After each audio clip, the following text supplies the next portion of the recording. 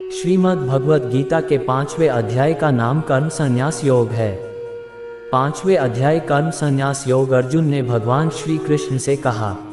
अर्जुन ने कहा, हे कृष्ण, कभी आप संन्यास माध्यम से कर्म करने की और कभी निष्काम माध्यम से कर्म करने की प्रशंसा करते हैं। इन दोनों में से एक जो आपके द्वारा निश्चित किया हुआ हो और जो परम कल्याणकारी हो उसे मेरे लिए कहिए। श्री भगवान ने कहा, संन्यास माध्यम से किया जाने वाला कर्म यानी सांख्य योग और निष्काम माध्यम से किया जाने वाला कर्म यानी कर्म योग, ये दोनों ही परमश्रेय को दिलाने वाला है, परंतु सांख्य योग की अपेक्षा निष्काम कर्म योग श्रेष्ठ है। हे महाबाहु, जो मनुष्य न तो किसी से घृणा करता है और न ही किसी की इच्छा करता है, वह सदा सन्यासी ही समझने योग्य है, क्योंकि ऐसा मनुष्य राग द्वेष आदि सभी द्वंद्वों को त्याग कर सुखपूर्वक संसार बंधन से मुक्त हो जाता है। अज्ञानी मनुष्य ही सांख्य योग और निष्काम कर्म योग को अलग अलग समझते हैं, न कि पूर्ण विद्वान मनुष्य, क्योंकि दोनों में से एक में भी अच्छी प्रकार से स्थित पुरुष दोनों के फल रूप परम सिद्धि को प्राप्त होता है। जो ज्ञान योगियों द्वारा प्राप्त किया जाता है वही निष्काम कर्म योगियों को भी प्राप्त होता है। इसलिए जो मनुष्य सांख्य योग और निष्काम कर्म योग दोनों को फल की दृष्टि से एक देखता है, वही वास्तविक सत्य को देख पाता है। हे महाबाहु, निष्काम कर्म योग के आचरण के बिना सर्वस्व का त्याग दुख का कारण होता है और भगवान के किसी भी एक स्वरूप को मन में धारण करने वाला निष्काम कर्म योगी परब्रह्म परमात्मा को शीघ्र प्राप्त हो जाता है।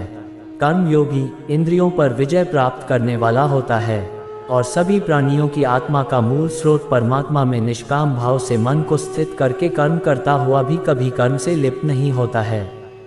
कर्म योगी परम तत्व परमात्मा की अनुभूति करके दिव्य चेतना में स्थित होकर देखता हुआ, सुनता हुआ, स्पर्श करता हुआ, सूंघता हुआ, भोजन करता हुआ, चलता हुआ, सोता हुआ, श्वास लेता हुआ, इस प्रकार यही सोचता है कि मैं कुछ भी नहीं करता हूँ। कर्म योगी बोलता हुआ, त्यागता हुआ, ग्रहण करता हुआ तथा आँखों को खोलता और बंद करता हुआ भी यही सोचता है कि सभी इंद्रियां अपने अपने विषयों में प्रवृत्त हो रही हैं, ऐसी धारणा वाला होता है। कर्म योगी सभी कर्म फलों को परमात्मा को समर्पित करके निष्काम भाव से कर्म करता है, तो उसको पाप कर्म कभी स्पर्श नहीं कर पाते हैं। जिस प्रकार कमल का पत्ता जल को स्पर्श नहीं कर पाता है, कर्म योगी निष्काम भाव से शरीर, मन, बुद्धि और इंद्रियों के द्वारा केवल आत्मा की शुद्धि के लिए ही कर्म करते हैं। कर्म योगी सभी कर्म के फलों का त्याग करके परम शांति को प्राप्त होता है और जो योग में स्थित नहीं वह कर्म फल को भोगने की इच्छा के कारण कर्म फल में आसक्त होकर बंध जाता है। शरीर में स्थित जीवात्मा मन से समस्त कर्मों का परित्याग करके वह न तो कुछ करता है और न ही कुछ करवाता है, तब वह 9 द्वारों वाले नगर में आनंद पूर्वक आत्मस्वरूप में स्थित रहता है। शरीर में स्थित जीवात्मा देह का कर्ता न होने के कारण इस लोक में उसके द्वारा न तो कर्म उत्पन्न होते हैं और न ही कर्म फलों से कोई संबंध रहता है, बल्कि यह सब प्रकृति के गुणों के द्वारा ही किए जाते हैं। शरीर में स्थित परमात्मा न तो किसी के पाप कर्म को और न ही किसी के पुण्य कर्म को ग्रहण करता है, किंतु जीवात्मा मोह से ग्रसित होने के कारण परमात्मा जीव के वास्तविक ज्ञान को आच्छादित किए रहता है। किंतु जब मनुष्य का अज्ञान तत्व ज्ञान द्वारा नष्ट हो जाता है, तब उसके ज्ञान के दिव्य प्रकाश से उसी प्रकार परम तत्व परमात्मा प्रकट हो जाता है। जिस प्रकार सूर्य के प्रकाश से संसार की सभी वस्तुएं प्रकट हो जाती है। जब मनुष्य बुद्धि और मन से परमात्मा की शरण ग्रहण करके परमात्मा के ही स्वरूप में पूर्ण श्रद्धा भाव से स्थित होता है, तब वह मनुष्य तत्व ज्ञान के द्वारा सभी पापों से शुद्ध होकर पुनर्जन्म को प्राप्त न होकर मुक्ति को प्राप्त होता है। तत्वज्ञानी मनुष्य विद्वान ब्राह्मण और विनम्र साधु को तथा गाय, हाथी, कुत्ता और नरभक्षी को एक समान दृष्टि से देखने वाला होता है। तत्वज्ञानी मनुष्य का मन समभाव में स्थित रहता है, उसके द्वारा जन्म मृत्यु के बंधन रूपी संसार जीत लिया जाता है, क्योंकि वह ब्रह्म के समान निर्दोष होता है और सदा परमात्मा में ही स्थित रहता है। तत्वज्ञानी मनुष्य न तो कभी किसी भी प्रिय वस्तु को पाकर हर्षित है और न ही अप्रिय वस्तु को पाकर विचलित होता है। ऐसा स्थिर बुद्धि मोह रहित ब्रह्म को जानने वाला सदा परमात्मा में ही स्थित रहता है। तत्वज्ञानी मनुष्य बाहरी इंद्रियों के सुख को नहीं भोगता है, बल्कि सदैव अपनी ही आत्मा में रमण करके सुख का अनुभव करता है। ऐसा मनुष्य निरंतर परब्रह्म परमात्मा में स्थित होकर असीम आनंद को भोगता है। हे कुंती पुत्र अर्जुन, इंद्रियों और इंद्रिय विषयों के स्पर्श से उत्पन्न कभी तृप्त न होने वाले यह भोग प्रारंभ में सुख देने वाले होते हैं और अंत में निश्चित रूप से दुख योनि के कारण होते हैं। इसी कारण तत्वज्ञानी कभी भी इंद्रिय सुख नहीं भोगता है। जो मनुष्य शरीर का अंत होने से पहले ही काम और क्रोध से उत्पन्न होने वाले वेग को सहन करने में समर्थ हो जाता है, वही मनुष्य योगी है और वही इस संसार में सुखी रह सकता है।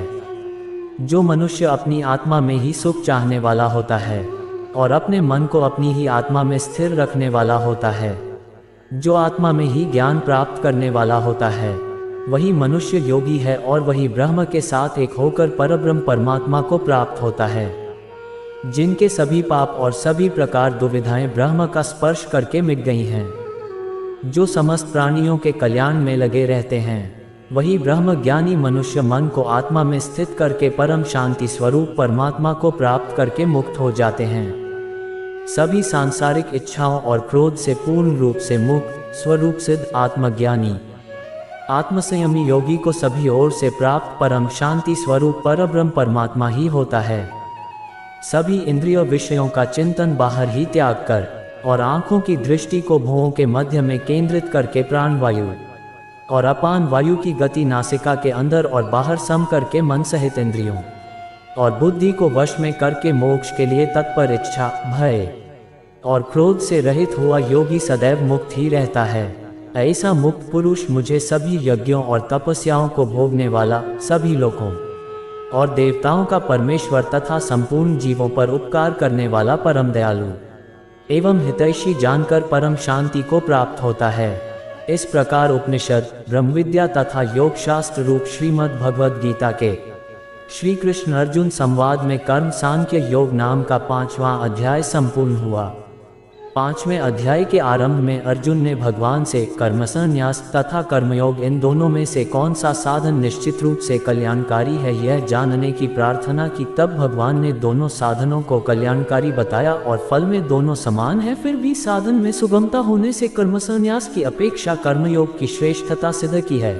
बाद में उन दोनों साधनों का स्वरूप, उनकी विधि और उनका फल अच्छी तरह से समझाया। इसके उपरांत उन दोनों के लिए अति उपयोगी और मुख्य उपाय समझकर संक्षेप में ध्यान योग का भी वर्णन किया।